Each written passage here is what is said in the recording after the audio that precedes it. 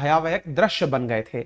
पहाड़ों की तरह जो आपको इमारतें ढही हुई दिखाई दे रही हैं, ऐसा हुआ क्या था जिसको लेकर के आज भी बहुत दर्दनाक तस्वीरें दिखाई जाती हैं? क्या था ऐसा जिसमें भारत के एयरक्राफ्ट्स के द्वारा, वायुसेना के द्वारा इस प्रकार से लोगों के घरों पर बम गोले बरसाए गए थे?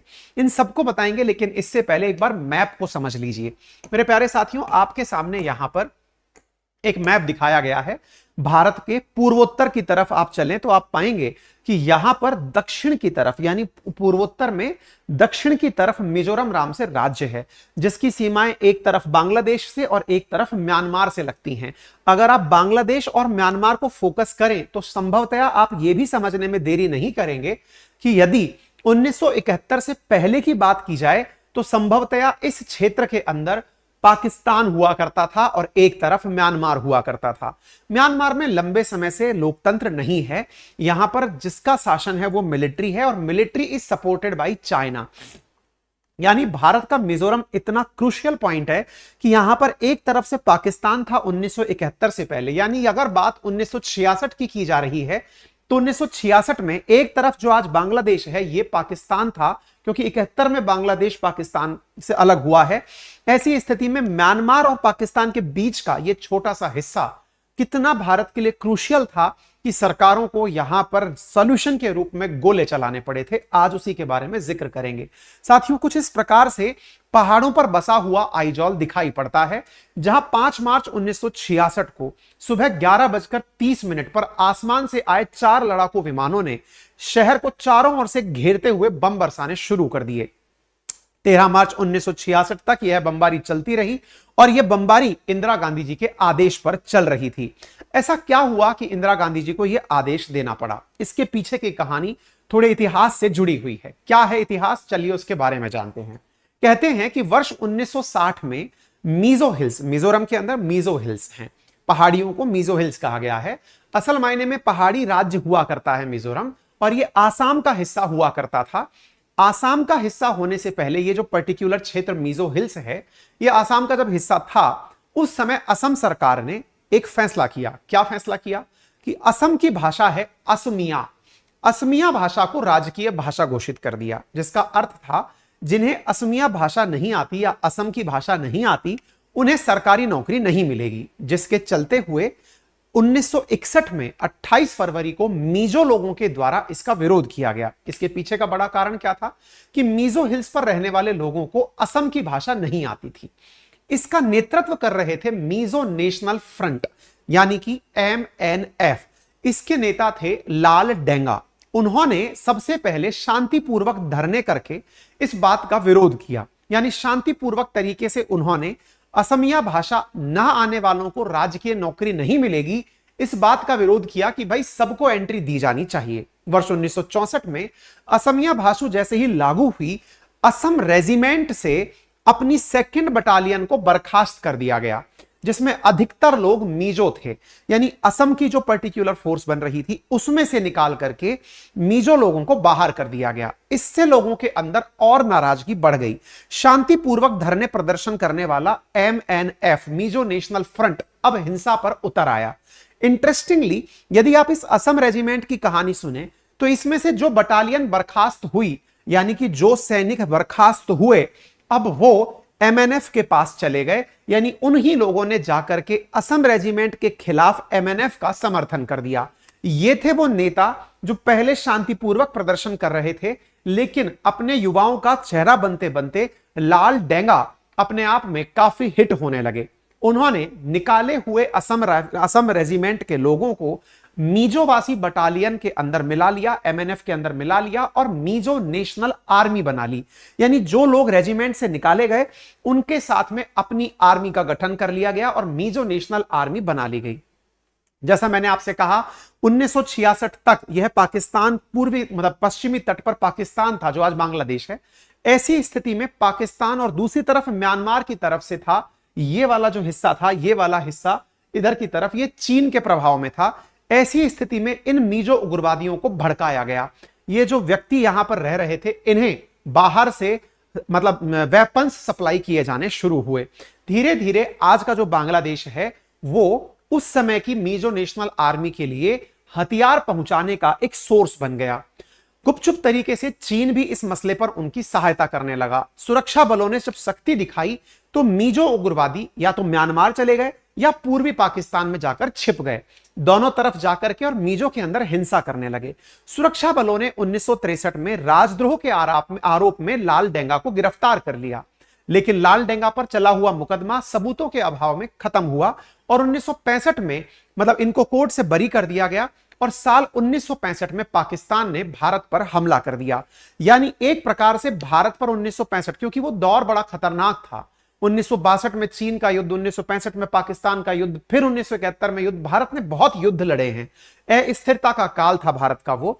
और उस समय पर भारत पर जब ये मतलब युद्ध होने शुरू हुए, पाकिस्तान ने युद्ध छेड़ दिया, तो इसी समय पर मिजो नेशनल फ्रंट को यह समझ में आ गया कि अब सरकार कमजोर पड़ सकती है, क्योंकि वो पाकिस्तान से लड़ेगी कि हमारे लिए लड़ेगी। ऐसी स्थिति में एमएनएफ ने प्रधानमंत्री लाल बहादुर शास्त्री के नाम एक मेमोरेंडम भेजा और उनसे कहा कि मिजो देश भारत के साथ लंबे, स्थायी और शांतिपूर्वक संबंध रखेगा। ध्यान देने वाली बात है, उन्होंने यहां पर मिजो देश की बात की, यानी उन्होंने अपने आप के लिए एक अलग देश मांग लिया और यह कहा कि वो दुश्मनी मोल लेगा इसका निर्णय या मतलब शांतिपूर्वक तरीके से हमें रहना है या भारत के साथ दुश्मनी रखनी है, यह निर्णय अब भारत को करना चाहिए। कहने का मतलब आप ध्यान से समझ सकते हैं कि स्थिति इतनी बिगड़ गई थी कि मिजो अपने आप को एक अलग देश बनाना चाहते थे। 1 मार्च 1969 को पूर्वी पाकिस्तान यानी आज के बांग्लादेश में मिजो नेशनल गार्ड का निरीक्षण करते हुए आपको लाल डेंगा दिखाई दे सकते हैं। यानी आप इससे अंदाजा लगाइए कि इनका पूरी तरह पाकिस्तान में एक्सेस था। आज के बांग्लादेश में उस समय पूरी तरह एक्सेस था। ये प्रॉपर तरीके से अपनी फोर्सेस बना चुके थे और मिजोरम को एक स्वतंत्र देश के रूप में बनाने के लिए तैयार हो गए थे। बकायदा इनके द्वारा भारतीय सुरक्षा बलों को मिजोरम से बाहर निकालने के लिए ऑपरेशन जेरिको शुरू किया गया। यानी कि लाल डेंगा ने मिजोरम में रह रही भारतीय सेना को हटाने के लिए एक ऑपरेशन लॉन्च कर दिया। 11 जनवरी 1966 को देश के प्रधानमंत्री लाल बहादुर शास्त्री की ताशकंद में मौत हो गई। आपको ज्ञात होगा कि भारत जैसे ही युद्ध जीतने के बाद में हम लोग समझौता पाकिस्तान से किए। 1965 के अंदर जब युद्ध हुआ, उसका समझौता कहां हुआ? ताशकंद में हुआ, जहां पर संदिग्ध परिस्थितियों में लाल बहादुर शास्त्री जी की मौत हो गई। मौत के 11 दिन भी नहीं हुए थे कि 21 जनवरी को मिजो नेशनल फ्रंट यानी एमएनएफ ने, जिसके नेता थे लाल डेंगा, उन्होंने इंडोनेशिया के राष्ट्रपति सुकर्णो को पत्र लिख दिया। ये सुकर्णो वही हैं जिनके साथ कभी भारत के तत्कालीन प्रधानमंत्री जवाहरलाल नेहरू, पूर्व प्रधानमंत्री जो हमारे हैं, उन्होंने नाम की घोषणा की थी। नाम बोले तो नॉन अलाइंड मूवमेंट, गुट निरपेक्ष नीति, इनको साहब इन्होंने पत्र लिख दिया। कहते हैं अंग्रेज के समय भी हम लोग आजादी की स्थिति में ही रहे, यहां पर राजनीतिक जागरूकता से उपजा राष्ट्रवाद अब परिपक्व हो गया है। अब हमारे लोगों की एकमात्र इच्छा अपना अलग देश बनाने की है। यानी एक प्रकार से इन्होंने आसपास के लोगों को मैसेज करने शुरू कर दिए। एक तरफ पाकिस्तान, एक तरफ म्यांमार, एक तरफ चीन, एक तरफ इंडोनेशिया। अब मिजो अपने आप को एक देश के रूप में प्रेजेंट करने लगे थे। ये वो दौर था जिस समय ये सारी स्थिति हो रही थी। शास्त्री जी की मौत थी या हत्या, इस पर हमने एक प्रॉपर सेशन इस पर आज से 6 महीने पहले किया था, आप चाहें तो उसे देख सकते हैं। अब जब पत्र लिख दिया गया तो 24 जनवरी को इंदिरा गांधी देश की प्रधानमंत्री बनती हैं। इंदिरा के सामने एक अलग तरह की चुनौती बनती है, क्योंकि हाल ही में जैसे ही शास्त्री जी का निधन हुआ, देश में एक पॉलिटिकल वैक्यूम क्रिएट हुआ, इंदिरा गांधी जी को प्रधानमंत्री बनाया गया।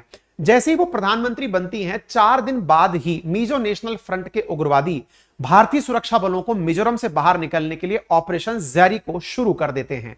28 जनवरी को यह ऑपरेशन शुरू होता है। सबसे पहले आइजोल और लुंगलाई के अंदर असम राइफल्स की जो चौकियां थी, उन्हें टारगेट किया जाता है।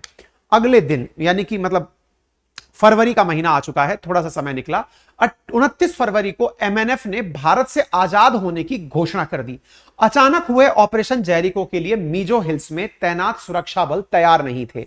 अब यहीं से वो स्थितियां पैदा होती हैं। क्या स्थितियां पैदा होती हैं? कि मिजोरम के अंदर भारतीय सेना जो तैनात है, उसे मिजो रेजिमेंट से निकली हुई मिजो नेशनल आर्मी अब अपना टारगेट बना रही है। ऐसी स्थिति में उन्हें सारे टैक्टिक्स पता थे, उन्हें यह पता था कि कहां पर क्या सुरक्षित रखा हुआ है। उग्रवादियों को देखते ही आइजोल में सरकारी खजाने सहित महत्वपूर्ण प्रतिष्ठानों और चंफाई लुंगलाई जिलों में सेना के ठिकानों पर कब्जा कर लिया।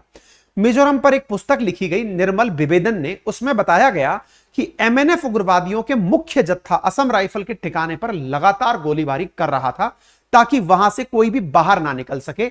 और साथ ही साथ उस समय उन्होंने 18 लाख रुपए भी लूट लिए थे। स्थितियां क्या बन रही थी? स्थितियां अब यह हो रही थी कि भारत के ही एक हिस्से में एक अपने आप में एक नया देश बनने की लड़ाई लड़ रहा था। असम राइफल्स के ठिकानों पर आधी रात को तेजी से हमले हो रहे थे।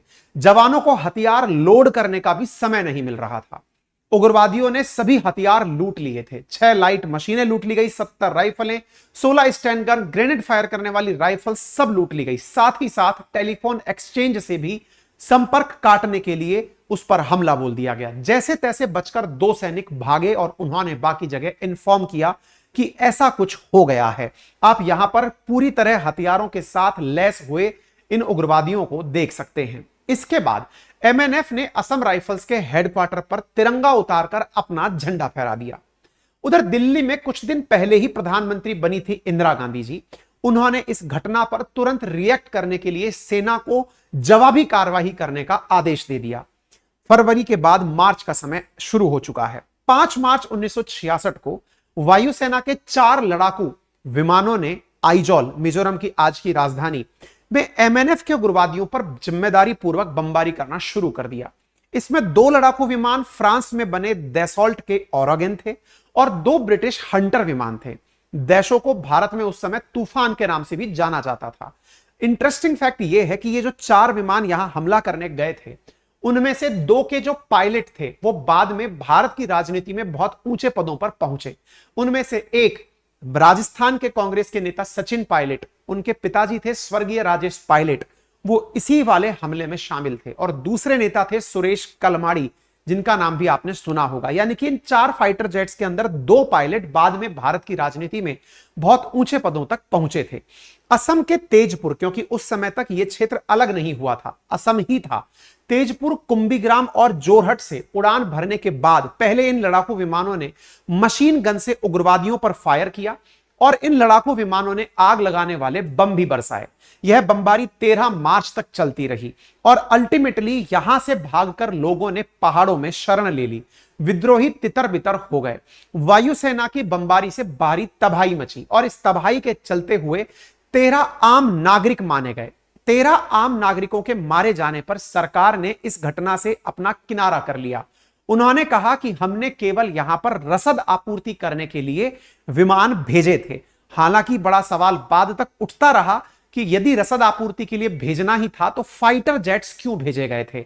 इस विषय को लेकर के बाद में भी इंदिरा गांधी पर प्रश्न होते रहे, क्योंकि आम नागरिकों का मारा जाना, जिस प्रकार से कुछ दिनों पूर्व आपने देखा होगा कि म्यांमार की सेना के द्वारा म्यांमार के तट पर मिजोरम के बॉर्डर पर रहने वाले लोगों पर गोले बरसाए गए, उस बात पर हमने बड़ी निंदा व्यक्त की थी। अपन सबने चिंता व्यक्त की थी कि एक देश अपने ही नागरिकों पर गोले कैसे चला सकता है।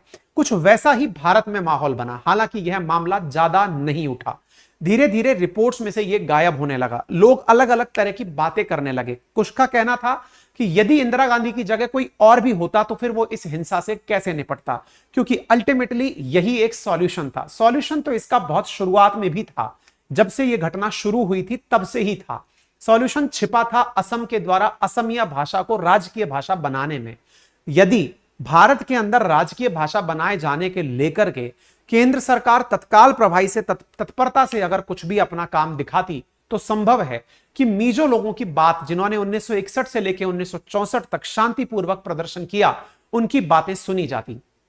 जब असम रेजिमेंट से लोग निकाले जा रहे थे उस समय भी इस बात पर ध्यान दिया जा सकता था कि ये लोग आगे चलकर क्या कर सकते हैं।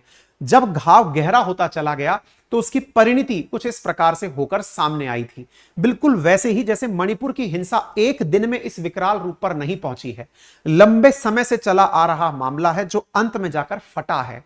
लोगों की, महिलाओं की आबरू पर सवाल खड़े हुए हैं। कुल मिलाकर के जब भी आप जंगल में उठती धुआं देखें तो यह मान लें कि उससे पहले कहीं ना कहीं आग जरूर लगी होगी।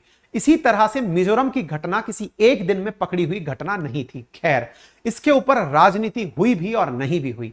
मिजोरम के अंदर राजनीति के नाम पर क्या हुआ अब वो समझिए। लोगों का विरोध चलता रहा, लोग इस चीज को इतर तितर बितर करते रहे। बाद में जब 1986 में केंद्र सरकार और मिजोरम के अंदर मिजो शांति समझौता हुआ तो मिजोरम में इसी लाल डेंगा को कांग्रेस ने अपना प्रत्याशी बनाया और इन्हीं को वहां का पहला मुख्यमंत्री बनाया गया।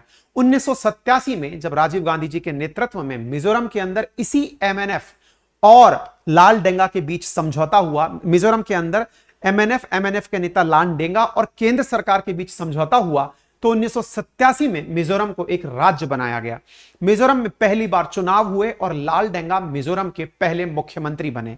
या तो उस समय सही थी सरकार जिस समय केंद्र के द्वारा आदेश पर वायुसेना के माध्यम से गोले बरसाए गए थे, या फिर बाद में सही थी जब लाल डेंगा को सीएम बना दिया गया।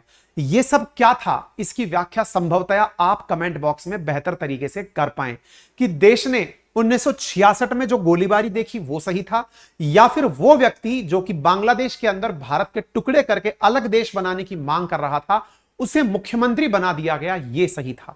ये दोनों ही बातें लंबे समय तक डिबेट का विषय रह सकती हैं। वर्तमान में डिबेट का विषय इसलिए है क्योंकि प्रधानमंत्री ने संसद में इस विषय पर चर्चा उठा दी है, लोग इसके बारे में चर्चा करने लगे हैं। मिजोरम पीस अकॉर्ड हो चुका, वहां पर वर्तमान में राज्य की तरह सारे काम चल रहे हैं। राजीव गांधी जी के द्वारा, सोनिया गांधी जी के द्वारा जब ये देश के मतलब इसके ऊपर हस्ताक्षर किए गए तो वहां की प्रॉपर विजिट की गई, प्रॉपर लाल डेंगा को वहां का मुख्यमंत्री बनाया गया। लेकिन अभी भी इंडियन एयरफोर्स के द्वारा किए गए उस दिन को मिजोरम के लोग याद रखते हैं।